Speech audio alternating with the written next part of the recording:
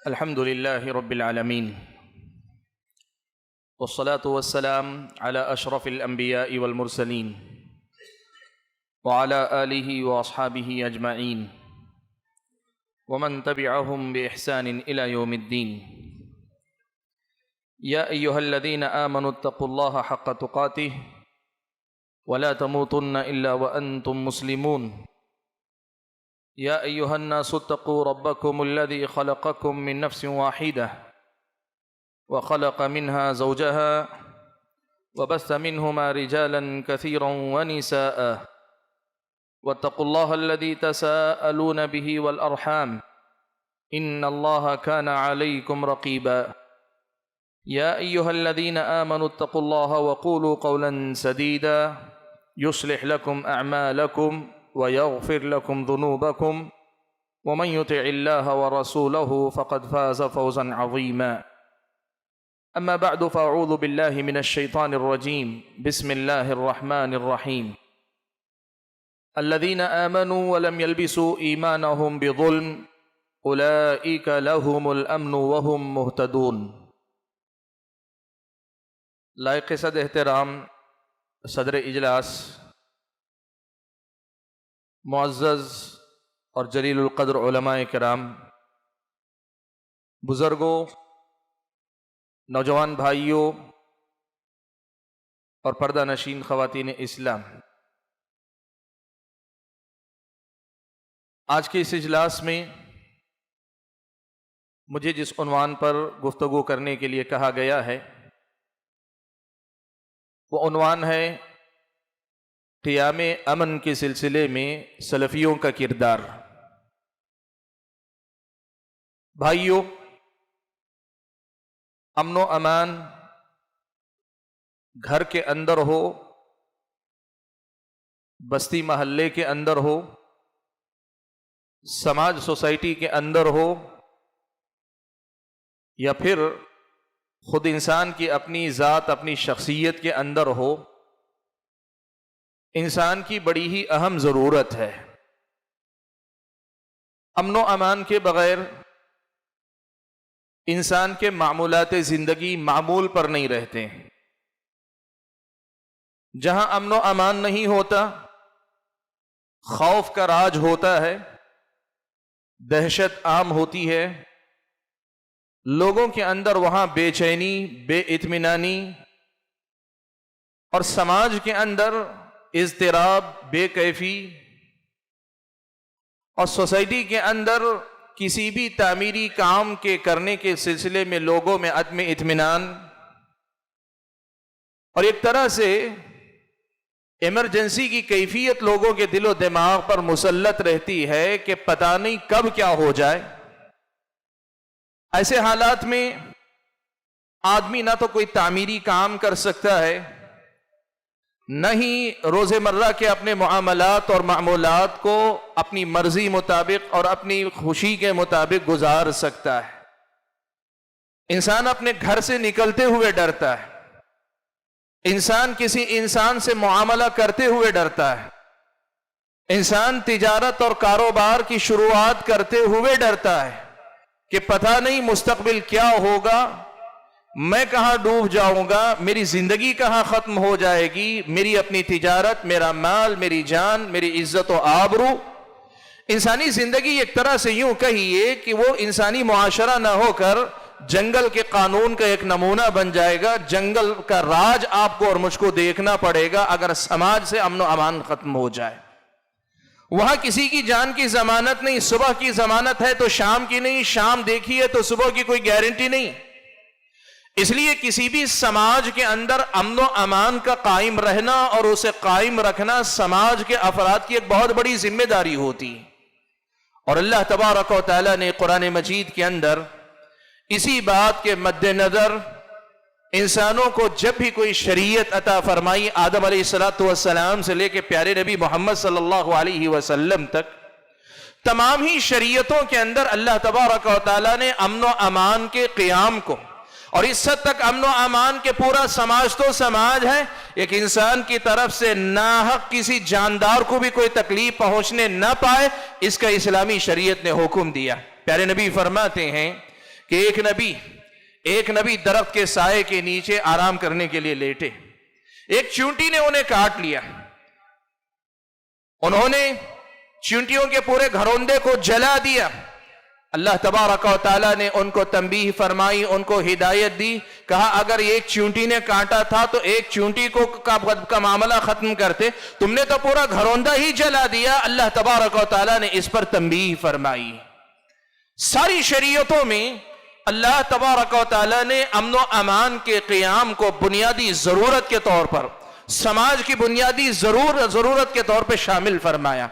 मेरे भाइयों, आज दुनिया में जहां भी हुकूमतें बनती हैं, अगर वो दुनियावी हुकूमतें हैं, दुनिया के कानून अपनी तरफ से बनाती हैं और जमहूरी हुकूमतें अपना कानून खुद बनाती हैं, वहां भी अमन व अमान को कानून की बुनियादी जरूरत के तौर पे पेश करती हैं। और इस्लामी शरीयत की अगर बात करें तो इस्लामी शरीयत दुनिया के अमन व अमान की भी बात करती है, आखिरत की कामयाबी और आखिरत में अमन व अमान की भी बात करती है। ये बातें मैंने क्यों आपके सामने जिक्र की?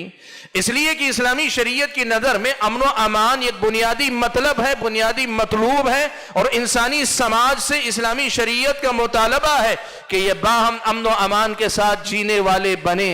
इंसानी जिंदगी के तकाजों के मुताबिक जंगो जिदाल की भी नौबत आती है। जंगो जिदाल भी इस्लाम ये कहता है कि अमन व अमान के क़याम के लिए होना चाहिए।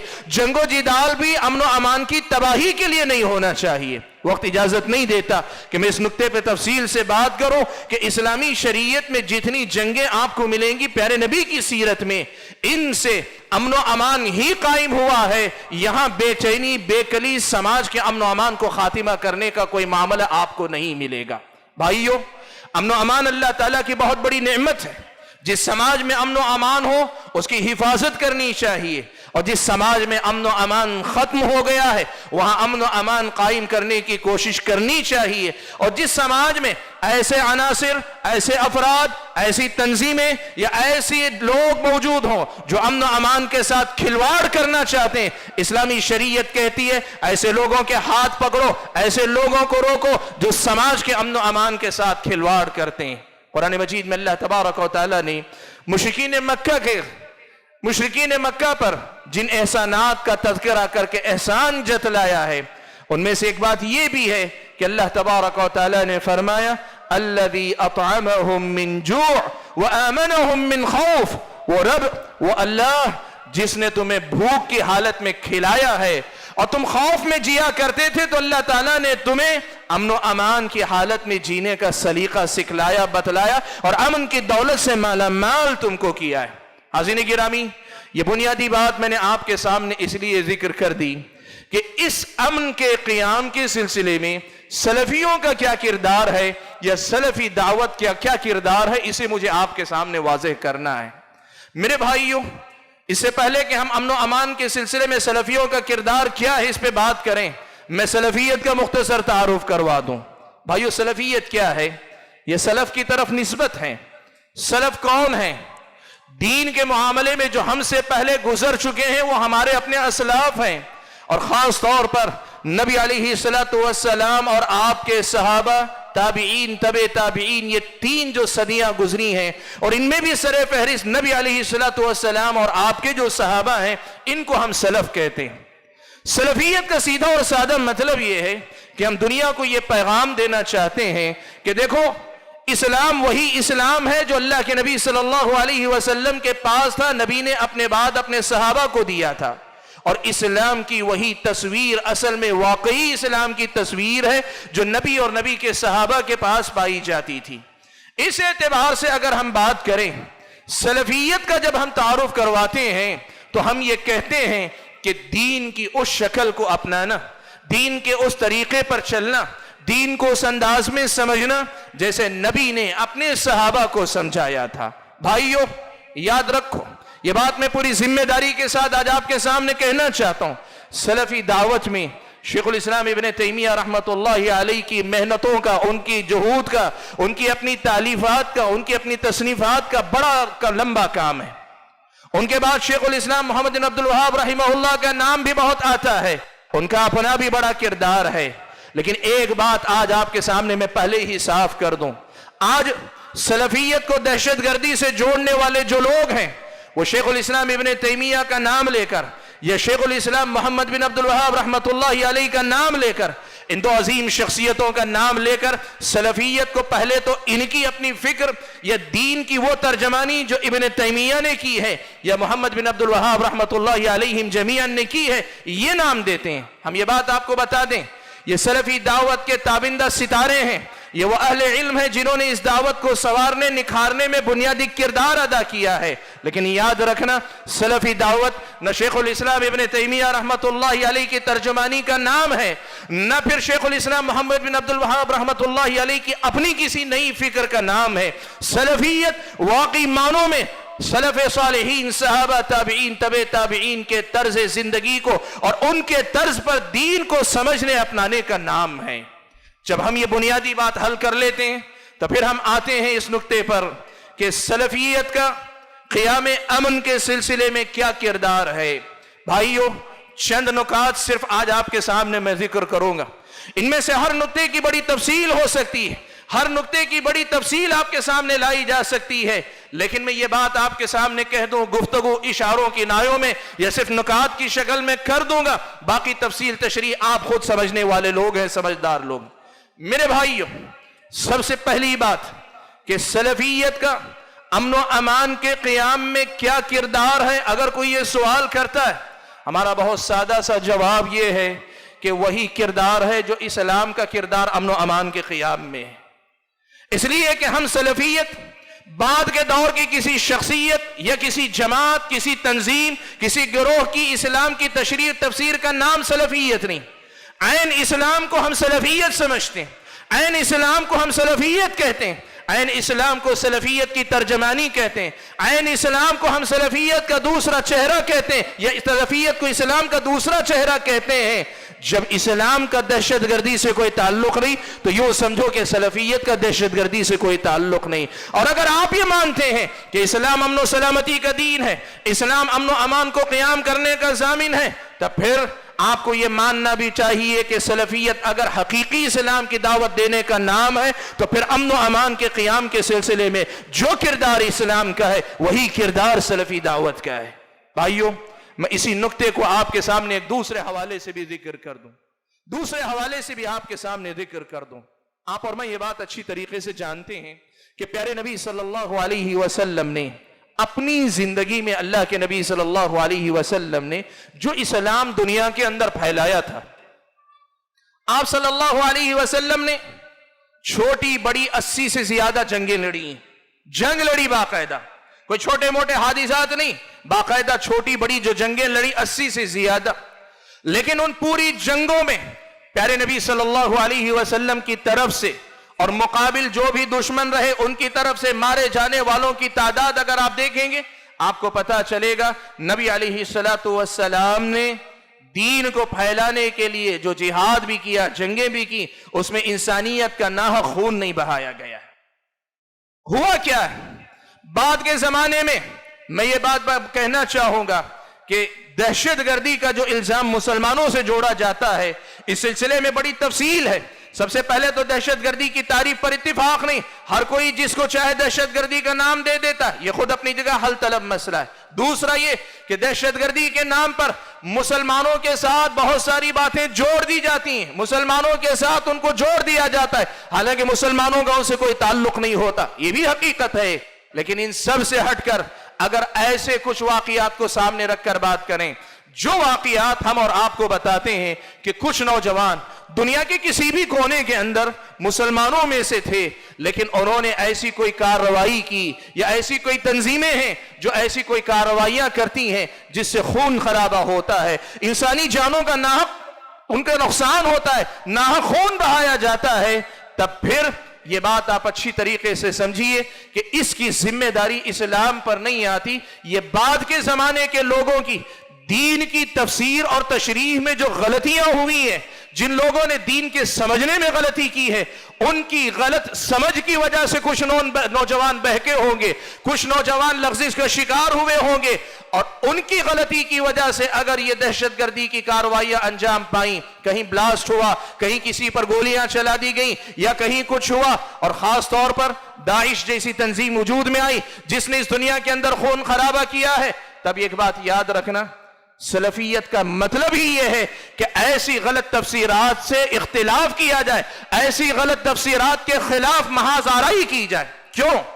اس لیے کہ ہماری دعوت ہی اصل میں یہ ہے کہ اسلام واقعی معنوں میں دین اسلام اسی وقت رہے گا جب دین کی وہی تفسیر لیں جو تفسیر کے نبی کے بعد نبی کے صحابہ کے پاس تھی، اور نبی کے صحابہ کے زمانے کے بعد خوارج کا مسئلہ ہو یا دوسرے گروہوں کا مسئلہ ہو، رافضیوں کا مسئلہ ہو، یا بعد کے زمانے کی آج کے بعد بھی کسی زمانے میں کوئی تفسیر ہوگی وہ غلط تفسیر ہوگی۔ سلفیت کا مطلب ہی یہ ہے کہ ان غلط تفسیرات کے خلاف جو ہے باقاعدہ جو مجاہدہ کیا جائے، ان کے خلاف کوشش کی جائے۔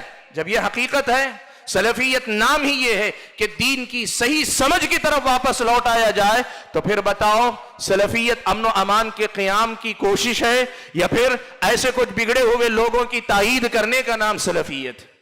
بڑی غلط فہمی ہے کچھ لوگوں کو، وہ یہ کہتے ہیں کہ سلفیت کے نام پر ہی یہ سب کچھ دنیا کے اندر ہو رہا ہے۔ یاد رکھو میرے بھائیو، اگر کوئی کر رہا ہے اس کی اپنی غلطی ہے۔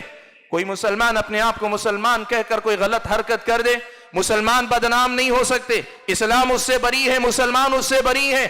اگر کوئی نام نہاد انسان، اور میں یہ بات آج کہنا چاہوں گا، آپ یہ بات دیکھیں، جتنے نوجوان ایسے ہوتے ہیں ان میں کی اکثریت ایسی ہوتی ہے جو ہو سکتا ہے اپنے آپ کو کہیں، لیکن عملاً نہ سلفی جماعت کے علماء سے ان کا رشتہ ہوتا ہے، نہ سلفی جماعت کے جو ذمہ دار لوگ ہوتے ہیں ان سے ان کا رشتہ ہوتا ہے۔ یہ جماعتوں کے باغی ہوتے ہیں، یہ علاقائی یونٹوں کے باغی ہوتے ہیں، یہ اپنی منمانی زندگی جینے والے لوگ ہوتے ہیں۔ ان کو سلفیت سے جوڑ کر سلفیت کا نام دہشت گردی سے جوڑنا غلط ہے۔ ہم تو یہ کہتے ہیں کہ سلفیت ایسی ہی غلط آئیڈیالوجی، ایسی ہی منفی تفسیرات، ایسی ہی غلط تفسیرات اور تشریحات کے خلاف کھڑے ہونے کا نام ہے۔ دین کی وہ تفسیر پیش کرو جو تفسیر صحابہ کے پاس تھی، جو تفسیر تابعین کے پاس تھی، جو تفسیر سلف صالحین کے پاس تھی۔ اس کا نام دراصل سلفیت ہے۔ بھائیو، جب یہ بات سمجھ میں آئی تو یہ کہنے میں کوئی حرج نہیں، سلفی دعوت دہشت گردی کی وجہ نہیں ہے، سلفی دعوت دہشت گردی کی وجہ نہیں ہے، سلفی دعوت دہشت گردی کا حل ہے، سلفی دعوت دہشت گردی کا جواب ہے۔ سلفی دعوت دراصل اس قسم کی غلط تفسیرات سے اوپر اٹھ کر اس پوری انسانیت کو جہنم کی آگ سے بچا کر اللہ تبارک و تعالیٰ کی جنت کی طرف دعوت دینے کا نام ہے۔ حاضرین گرامی، یہ بات آپ کے سامنے میں نے ذکر اس لیے کی کہ آج اس دور میں ہم دیکھتے ہیں کہ سلفی دعوت کو دہشت گردی سے جوڑا جاتا ہے، جبکہ حقیقت یہ ہے کہ سلفی دعوت کا سب سے زیادہ کردار قیام امن کے سلسلے میں آپ کو ملے گا۔ ایک دوسرا حوالہ بھی آپ کے سامنے ذکر کر دوں۔ آج اس ملک کے اندر، بر صغیر کے اندر، سلفی دعوت کی ترجمان جمعیت اہل حدیث، مرکزی جمعیت اہل حدیث سمجھی جاتی ہے۔ ہم یہ دعوت دیتے ہیں تمام افراد کو، چاہے وہ کسی بھی علاقے سے ہوں، کسی بھی جہت سے تعلق رکھنے والے ہوں۔ آپ یہ دیکھیں کہ جمعیت اہل حدیث کی دعوت نے اپنے دعوت کا تعارف آج سے نہیں، جب دہشت گردی کا مسئلہ وجود میں نہیں آیا تھا تب سے سلفیہ نے، ہند کی یہ ترجمان جماعت نے اپنی دعوت کا تعارف کن الفاظ میں کروایا؟ تین بنیادی باتیں جو جمعیت اہل حدیث کی دعوت کے خلاصے کے طور پہ پیش کی جاتی ہیں۔ ایک ہے اللہ تبارک و تعالیٰ کی توحید، دوسری ہے نبی اکرم صلی اللہ علیہ وسلم کی سنت کا اتباع سنت، اور تیسری چیز ہے تزکیہ نفس۔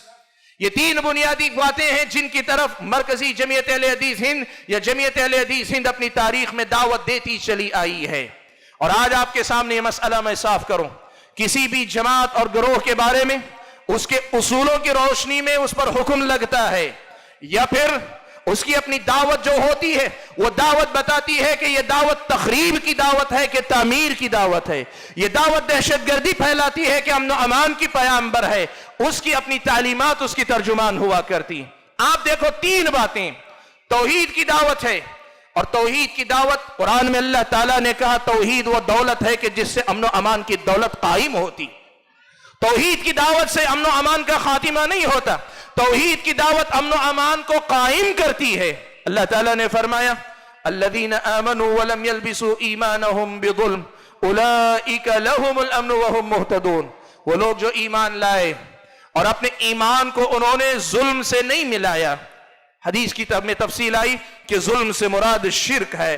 مطلب یہ کہ جو لوگ ایمان لائے اور شرک سے انہوں نے اپنے ایمان کو پاک کیا, انہی کے لیے امن ہے اور وہی لوگ ہدایت یافتہ ہیں. تفسیر دیکھیں آپ جا کر, اہل علم نے لکھا کہ اس آیت میں اللہ تبارک و تعالیٰ نے یہ بات بیان کی ہے کہ سماج میں کوئی بھی امن و امان چاہتا ہے, سماج میں خود کے لیے دوسروں کے لیے امن و امان چاہتا ہے, اسے اللہ تبارک و تعالیٰ کی وحدانیت کا قائل ہونا چاہیے, عامل ہونا چاہیے, اس کو اپنانا چاہیے. اس لیے کہ اللہ تبارک و تعالیٰ کی توحید ہی سے دنیا میں بھی امن و امان قائم ہوتا ہے, آخرت میں بھی امن و امان نصیب ہوتا ہے. بھائیو, اس اجمال کی بڑی تفصیل ہے, میں صرف اشارہ آپ کے سامنے کر دیتا ہوں. میں عائشہ صدیقہ رضی اللہ تعالی عنہ بیان فرماتی, بلکہ اس سے پہلے آپ کے سامنے دوسری روایت نقل کر دیتا ہوں. آپ دیکھیں نبی علیہ الصلوۃ والسلام نے طرح طرح کی برائیوں سے روکا, طرح طرح کی خرابیوں سے روکا. آپ صلی اللہ علیہ وسلم نے کہا, اللہ کے نبی نے فرمایا, من کان یؤمن باللہ والیوم الآخر, من کان یؤمن باللہ والیوم الآخر, جو اللہ پر اور آخرت کے دن پر ایمان رکھتا ہو اس کو یہ کرنا چاہیے, یہ نہیں کرنا چاہیے.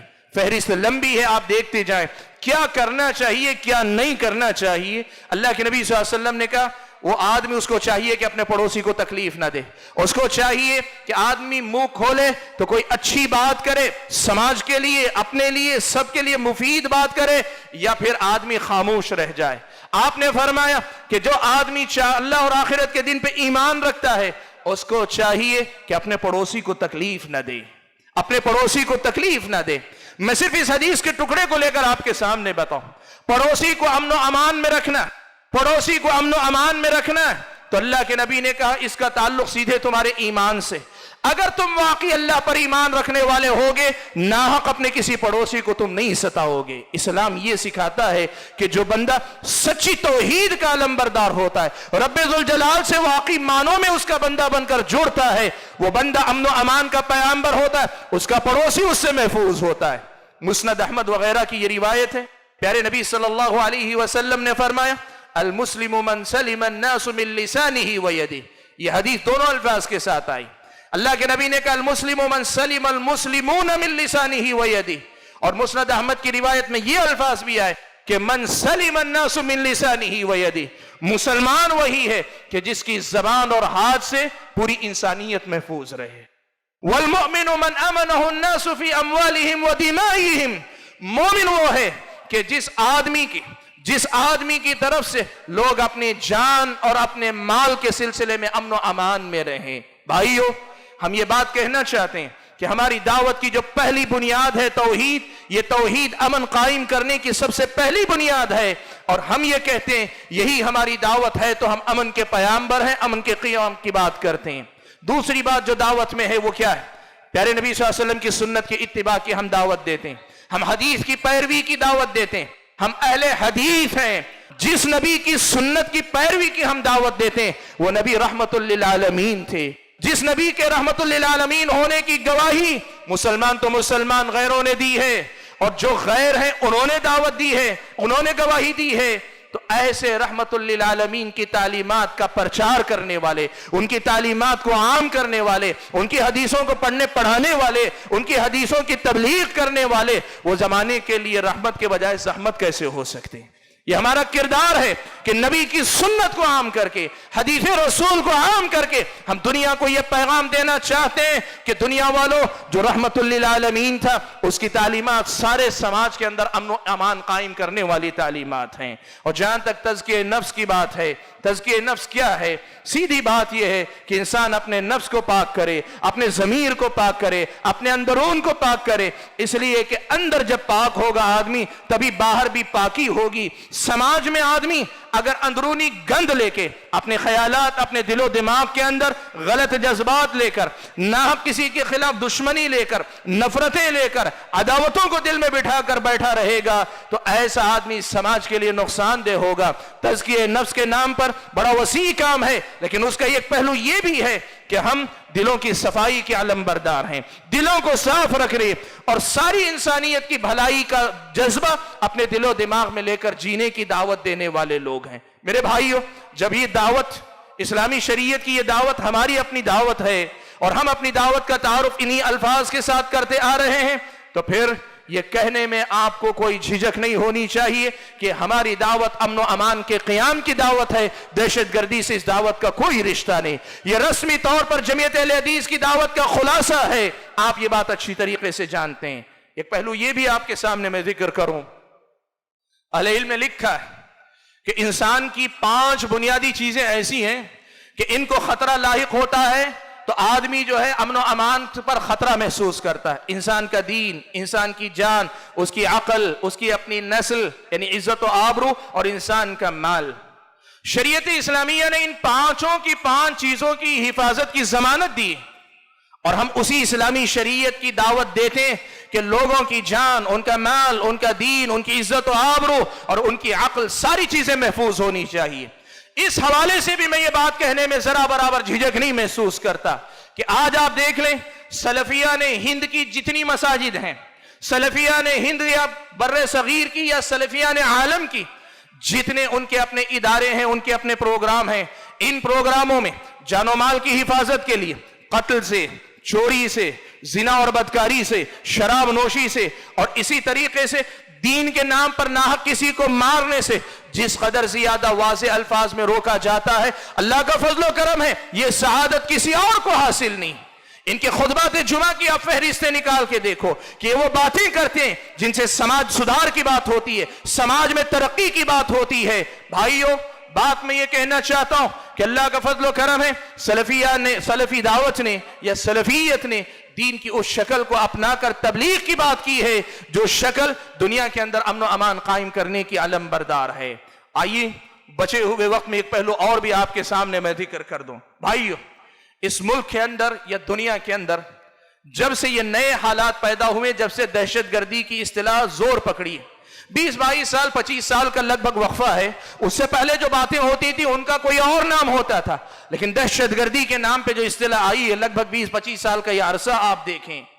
اگر آپ یہ عرصہ دیکھیں گے، ایک چیز آپ کو اچھی طریقے سے سمجھ میں آئے گی کہ یہ سماج کے لیے خطرہ ہے۔ ہر مذہب کے لوگوں نے کہا دہشت گردی کا یہ جو بھوت آیا ہے اس کا خاتمہ ہونا چاہیے، ورنہ یہ بستیاں قبرستان بن جائیں گی، یہ سماج جنگل بن جائے گا، اس کا خاتمہ ہونا چاہیے۔ سب نے اس پر بات کی ہے، اور ہوا کیا ہے؟ عملاً پریکٹیکل اگر بات کریں، اس کی خاتمے کے لیے جو کوششیں ہوئی ہیں، حکومتوں کی طرف سے کوششیں ہوئی، خود ہمارے اپنے ملک کے اندر بھی، ملک سے باہر بین الاقوامی سطح پہ حکومتوں نے اپنی اپنی کوشش کی، سب نے طاقت کے بل پر دہشت گردی کے ان افکار اور نظریات کو دبانے، کچلنے، ختم کرنے کی کوشش کی۔ سب نے کی ہے، سزائیں دی، قیدی بنایا، سزائیں موت تک دی گئی، سب کچھ کیا گیا۔ دہشت گردی اگر ایک نظریہ ہے تو نظریے کو طاقت کے بل پر کچلنے کی کوشش کی گئی ہے۔ اور ایک بات یاد رکھنا، نظریات جو ہوتے ہیں وہ طاقت کے بل پہ دبائے نہیں جا سکتے۔ بہت کم ایسا ہوتا ہے کہ محض طاقت کے بل پر کسی نظریے کو آپ دبا لے جائیں۔ نظریے کا توڑ نظریاتی بنیادوں پہ کرنا پڑتا ہے، سوچ کا توڑ صحیح سوچ کے ذریعے کرنا پڑتا ہے، فکر کی غلطی فکر کی اصلاح کر کے کرنا پڑتا ہے۔ اور اس حوالے سے میں یہ بات آپ کے سامنے کہنا چاہوں گا، اس دنیا کی تاریخ اس بات پر گواہ ہے، نئے زمانے میں دہشت گردی کے جو تصورات آئے ہیں، ان تصورات کا پوسٹ مارٹم کرنا، اس دہشت گردی کو حقیقت کو لوگوں کے سامنے کھول کر لانا، اسے دہشت گردی بتانا، آیات اور احادیث کے حوالے سے صحیح تفسیرات لا کر رکھنا، بین الاقوامی سطح پر یہ سلفی دعوت کا طر امتیاز ہے کہ ہر فتنے کی طرح اس فتنے کے مقابلے میں نظریاتی بنیادوں پہ اگر اس کی تردید کی ہے تو یہ سلفی دعوت کا کارنامہ ہے۔ آج بھی آپ دیکھ لو، اس ملک کے اندر دہشت گردی کے خلاف سب سے پہلے کس نے بات کی آپ کو پتہ ہے؟ دینی تنظیموں، ملی تنظیموں کے اندر سب اللہ کا فضل و کرم ہے اب شریک ہیں، سب آگے بڑھ کر حصہ لے رہے ہیں، ہم کسی کے حصے کے انکاری نہیں، لیکن حقیقت بتانے کے لیے یہ بات دہرانی پڑتی ہے کہ سب سے پہلے اس ملک کے اندر دہشت گردی کے خلاف فتویٰ دیا تو اہل حدیث علماء نے دیا ہے، مرکزی جمعیت اہل حدیث کی طرف سے سب سے پہلا فتویٰ نکلا جو دہشت گردی کو کنڈم کرنے والا تھا، سب سے پہلا فتویٰ۔ اور صرف دہشت گردی کی بات نہیں، داعش جیسی تنظیم، اسلامک اسٹیٹ کے نام پہ جب ایک تنظیم نے اپنا آتنک یا اپنا دہشت پھیلانے کا کام شروع کیا، آپ کو یہ بات بتاؤں، ایک مرتبہ پھر اس ملک کے اندر ملی تنظیموں کے اندر سب سے پہلے مرکزی جمعیت اہل حدیث ہند تھی جس نے داعش کے غلط ہونے کا فتویٰ باقاعدہ جاری کیا۔ اور میں یہ بات بھی آپ کے نوٹس میں لانا چاہوں گا، یہ فتویٰ جب آیا تھا یہ وہ وقت تھا جب خود ہندوستانی حکومت نے داعش پر ابھی پابندی نہیں لگائی تھی، اس کو بین نہیں کیا تھا، اس کو ابھی باقی رکھا ہوا تھا، یعنی ابھی وہ پروسیس میں تھے، دیکھ رہے تھے، افیشیلی اسے ٹیررسٹ آرگنائزیشن ڈکلیئر نہیں کیا تھا۔ اس سے پہلے مرکزی جمعیت اہل حدیث ہند نے اس کے دہشت گرد ہونے کا فتویٰ دیا۔ یہ کیا بتاتا ہے؟ حکومتوں سے ڈر کر نہیں، ہم نے سماج کی خدمت کے جذبے سے حکومتوں سے پہلے آگے بڑھ کر سماج کو اس سے چوکنا اور متنبع کیا ہے۔ ہم نے لوگوں کو بتلایا ہے کہ دہشت گردی میں کسی کا بھلا ہونے والا نہیں۔ میں بتانا چاہوں گا کہ نظریات کو نظریاتی طور پہ توڑنے والے، آپ دیکھو پورے ملک کے اندر IS کی حقیقت، داعش کی حقیقت پر پروگرام کرنے والے کون لوگ تھے؟ آپ جا کر دیکھو، ساری تاریخ آپ کو سمجھ میں آئے گی۔ سب سے پہل اس ملک کے اندر اہل حدیث علماء نے اس حقیقت کو کھول کر سامنے رکھا ہے۔ میرے بھائیوں، میں آخری بات آپ کے سامنے ذکر کر کے اپنی بات سمیٹنا چاہوں گا۔ دیکھو، میں ایک بات آپ کے سامنے ذکر کر رہا ہوں اور یہ بات ذمہ داری کے ساتھ کر رہا ہوں کہ ہم مدینہ یونیورسٹی میں جب ہم زیر تعلیم تھے، سعودی عرب میں سب سے پہلا بم بلاسٹ ہوا، یہ بم کلچر جو شروع ہوا، خودکش بمبار کا جو مسئلہ ہوا، بات آئی ہے تو ضمناً یہ بھی بتا دوں، آج دہشت گردانہ کارروائیوں میں خودکش بمبار استعمال کیے جاتے ہیں، لوگ خود اپنے آپ کو اڑا لیتے ہیں۔ لوگ سلفی دعوت کو جو الزام دیتے ہیں، وہ سلفی دعوت کے اس کردار کو بھی دیکھیں کہ معتبر سلفی علماء میں سے اکثریت وہ ہے جس نے یہ فتویٰ دیا کہ خودکش بمباری کرنا یہ اسلامی شریعت کی نظر میں حرام ہے۔ ہم نے اس قسم کے فتوے علماء نے دیے یہ بتانے کے لیے کہ سماج میں دہشت گردی کی کوئی گنجائش نہیں۔ تو بات میں کہہ رہا تھا، ریاض میں سب سے پہلا دھماکہ ہوا اور اس کے بعد دوسرے علاقوں میں ہوئے۔ سعودی حکومت نے اس وقت، مجھے یاد پڑتا ہے 26 یا 28 لوگوں کے نام جاری کیے کہ یہ لوگ مطلوب ہیں، یہ وانٹڈ لسٹ ہے حکومت کے پاس۔ میں جو بات آپ کو بتانا چاہ رہا ہوں وہ یہ کہ سعودی عرب کو سلفی دعوت سے جوڑا جاتا ہے، حالانکہ وہ ایک ایسی حکومت ہے جو اپنے آپ کو سلفی منہج سے جوڑے رکھے ہوئی ہے، لیکن بین الاقوامی سطح پہ جو کچھ حالات ہیں اس کے اعتبار سے اس کے سارے کام سلفی دعوت کے عین مطابق ہیں نہیں ہیں۔ یہ سیاست کا اپنا میدان ہے، ہم اس پہ بات نہیں کرنے جا رہے ہیں، لیکن یہ بات سامنے لانا چاہتے ہیں آپ کے سامنے کہ سعودی حکومت نے کیا کیا۔ 28 سے 26 میں یاد نہیں، 26 یا 28 لوگوں کی فہرست تھی، جاری کیا۔ جاری کرنے کے بعد 2 سال کا تقریباً عرصہ، زیادہ سے زیادہ 3 سال ہوں گے، 28 کے 28 لوگ، یا تو ان میں سے کچھ لوگ پولیس مٹبھیڑ میں مارے گئے، یا ان میں سے بعض لوگوں کو گرفتار کر کے جیل میں ڈال دیا گیا، یا ان میں سے بعض لوگوں نے اپنے آپ کو لا کے سرنڈر کیا۔ سعودی حکومت نے اس کا کام کیسے کیا؟ سعودی حکومت نے طاقت کے استعمال کے ساتھ علماء کو اس مشن پہ لگایا کہ اس فکر کی تردید کریں، اس کی حقیقت کھول کر سامنے لائیں۔ نتیجہ کیا ہوا؟ آج ایسے بھی آپ کو لوگ سعودی عرب میں ملیں گے جو پہلے کسی ایسی تنظیم سے وابستہ تھے جو ایسے سب کام کرتی تھی، لیکن پھر علماء کی کوششوں سے، علماء کی محنت سے ان لوگوں نے اس فکر کی غلطی کو سمجھا، اس نظریے کی گمراہی کو سمجھا، اسے چھوڑ کر توبہ کر کے واپس پلٹ کر آئے۔